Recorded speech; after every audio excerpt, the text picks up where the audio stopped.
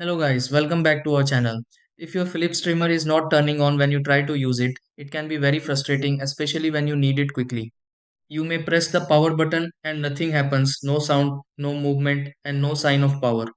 Many people immediately think the trimmer is completely damaged, but in most cases the issue is related to battery charge, connection, or small internal problems.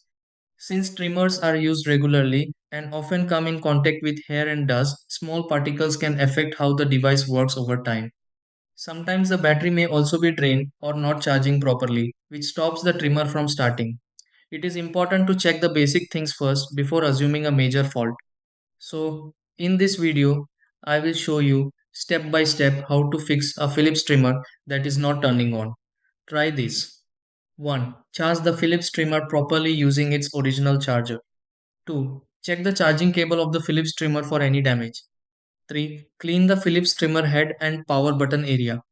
4. Try turning on the Philips trimmer after charging for some time. 5. Check if the battery of the Philips trimmer is holding charge. 6. Test the Philips trimmer again to confirm it starts working.